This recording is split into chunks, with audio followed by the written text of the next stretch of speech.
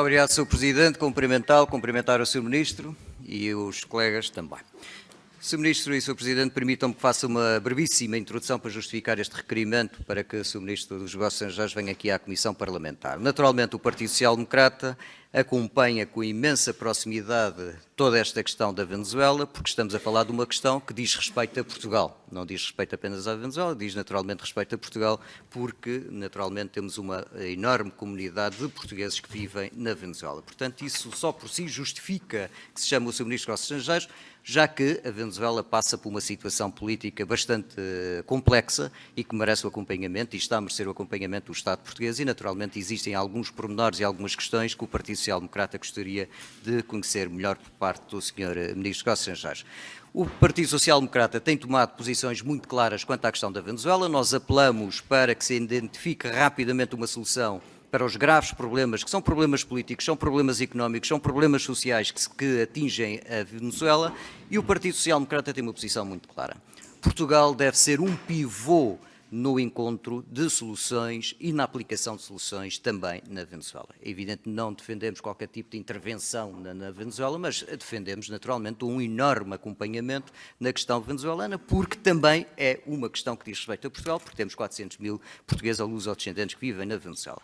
O Partido Social Democrata também desde o início reconheceu o respeito pela Assembleia Nacional e a legitimidade da Assembleia Nacional e naturalmente também reconhecemos institucionalmente o Sr. Presidente da Assembleia Nacional e como agora Presidente interino da Venezuela. Também o Partido Social Democrata, que fique também bem registado, sempre condenamos todas as formas que dificultam a legitimidade do Sr. Juan Guaidó no exercício das suas funções agora como Presidente interino. Sr. Ministro, perguntas que nós gostaríamos de lhe fazer e também lhe trazer ao mesmo tempo algumas sugestões. Em primeiro lugar, voltando à questão de Portugal ter realmente uma posição preponderante no encontro de soluções para a situação política na Venezuela. Sabemos que a Santa Sé está a ser convidada para acompanhar o processo, que o Secretário-Geral das Nações Unidas também poderá ser chamado. Nós gostávamos de saber onde é que Portugal, na sua opinião, pode entrar, mas aquilo que nós dizemos é que deve entrar com uma posição muito clara no encontrar de soluções. Também na questão dos corredores humanitários. Nós achamos que há uma linha vermelha que não deve ser ultrapassada, que é o atual regime do Presidente Maduro não permitir a ajuda humanitária à população venezuelana em geral, mas também à população luso-descendente ou mesmo portuguesa em particular.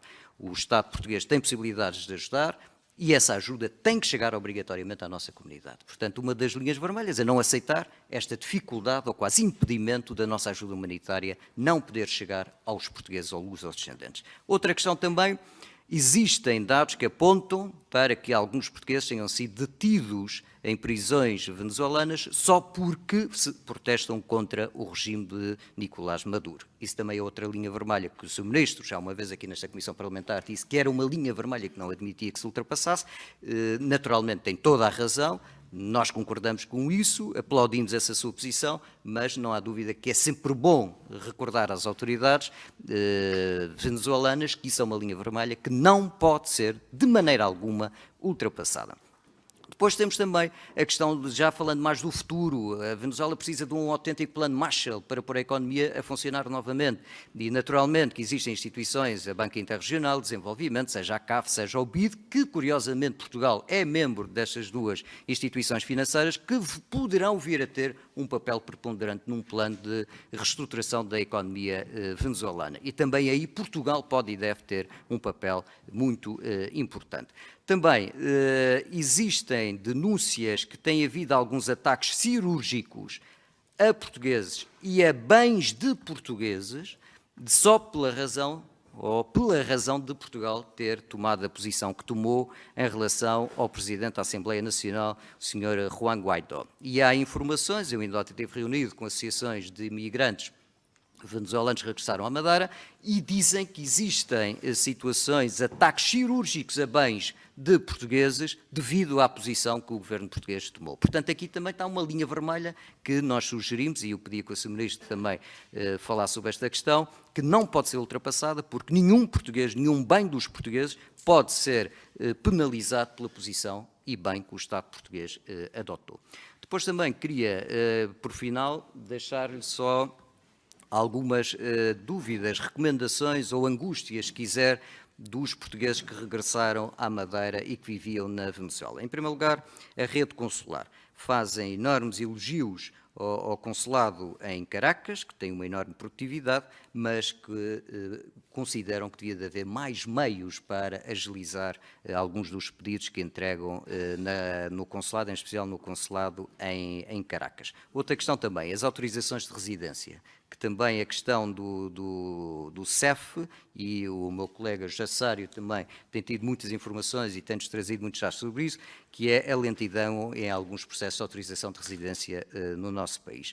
A questão também das equivalências académicas é uma questão que já se fala há tanto tempo e permita-me que lhe diga com toda a sinceridade, não é aceitável que se continue sempre com este atraso nas equivalências académicas. Em algumas profissões isso tem sido possível, noutras continua a ser quase impossível, como é o caso das equivalências para os licenciados em medicina e, portanto, esta questão das equivalências académicas é uma questão que já se arrasta há tempo demais. É evidente que pode não ser uma decisão direta do Governo, mas o Governo tem a possibilidade de ser o pivô para encontrar soluções rápidas para esta questão.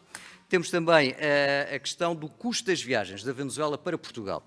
Nas reuniões que eu ontem tive, muitos dos nossos imigrantes chamam a atenção para o custo elevadíssimo das viagens da Venezuela para Portugal. Como é evidente, são feitas por uma companhia aérea, que é a TAP, onde o Governo, por sinal, tem maioria do capital. Portanto, também o Governo português pode e deve fazer alguma coisa para evitar preços altíssimos nas viagens entre a Venezuela e Portugal.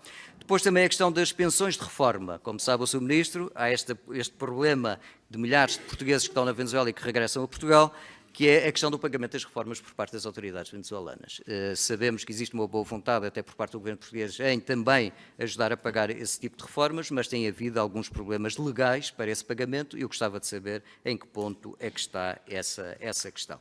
Depois também, para terminar a intervenção, fazer uma referência elogiosa, naturalmente, ao Governo da Madeira pela forma como tem acompanhado e tem recebido, tem inserido os portugueses que têm regressado da Venezuela à região autónoma da Madeira, seja do ponto de vista da habitação, seja do ponto de vista social, seja do ponto de vista educacional, tem sido exemplar, como também algumas autarquias pelo país, em especial no Distrito de Aveiro, que também têm feito um esforço extraordinário para receber bem os portugueses que regressam da Venezuela. Muito obrigado, Sr. Presidente. Muito obrigado.